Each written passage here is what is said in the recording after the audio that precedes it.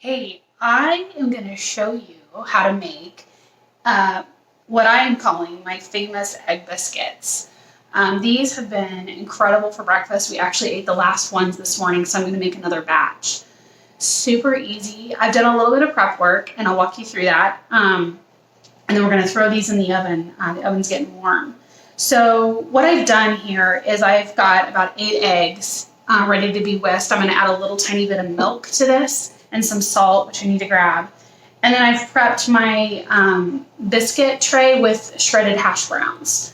So that's already done. So let me get my salt and pepper. And let's get going. So what I do is, I really don't measure, and this could be 8, 9 eggs, depending on size. We just need it to bind all this together. So I just put a dash of milk. I say a dash, that's probably a little more than a dash. But anyway, a little bit of milk, a little bit of salt, and a little bit of pepper. Nothing super crazy. But this is going to bind everything together. So what I love about this recipe, and it is on the blog, and I'm just whisking this up, is you can make this into whatever you want it to be. So if you don't like meat, you don't have to add meat. If you don't like sausage, add bacon. If you don't like bacon, add ham. So I think you can really create whatever concoction you want. If you're making this for a family and you want to make different variations, you can, because I'm using a regular muffin. You could do mini muffins, which is actually what when I first stumbled upon this recipe, it was for a mini muffin tin, and I made them and they were great. But I just thought, it would be nice to just make one so I don't have to eat like 3 or 4. And it just seemed to be a lot easier. So anyway, you want to just make sure that this is mixed really well. You could add seasoning salt in this. Like, I'm a big fan of Lowry's, or John loves Julio's seasoning salt. So just really, you could make this be whatever you want it to be. So as soon as this is pretty mixed up really well, the next step is you get your meat.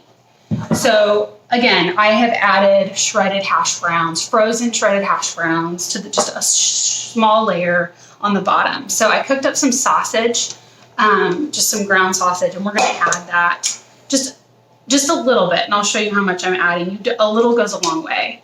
So you just add this on top. And another variation I made is, I just don't have enough ingredients to do this today, but you could saute up onions and bell peppers, and that could also be combined with your meat. Just again, more hearty and more flavor. I just don't have an extra onion to use today. So lots of variations. I guess you could kind of look at this as like a little mini omelet too. Like, what would you put in an omelet? You could put in this.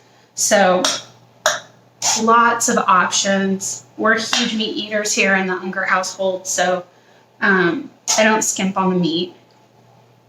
So anyway, okay, so you've got just a little bit of meat on top, and then oven's ready. And then grab your favorite cheese. Honestly, you can use whatever kind of cheese you want. You just want it to be shredded. So I just grabbed the Mexican style cheese, and we're again just a little layer on top. You don't need to go crazy. Or maybe you do. But yeah, this is great. You can use any kind of cheese you want, whatever you like. I like kind of mixing it up.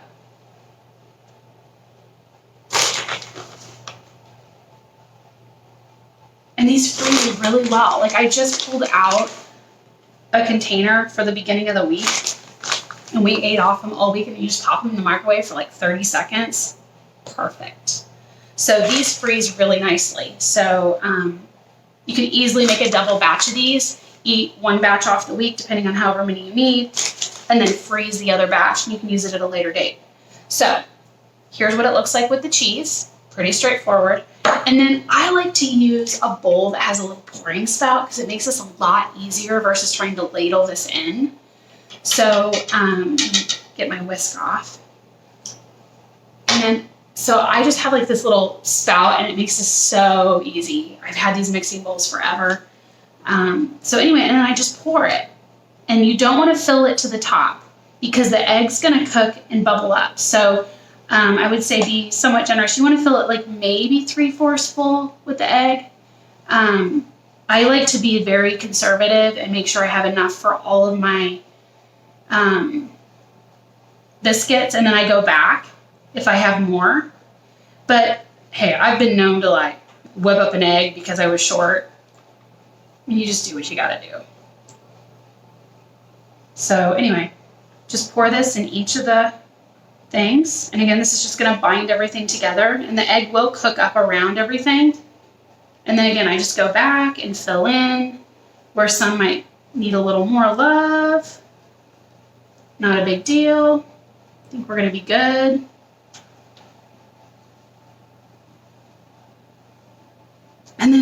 And then you put this in the oven at 350 and you cook it for 25 to 30 minutes. I just keep an eye on it, and you'll know it's done when it bounces back. So I pull it out and I just touch it, and if it's kind of got a little bit of a bounce and it looks like it's settled, then it's done. So again, egg biscuits, I love these. John loves them too. So anyway, recipes on the blog. Enjoy.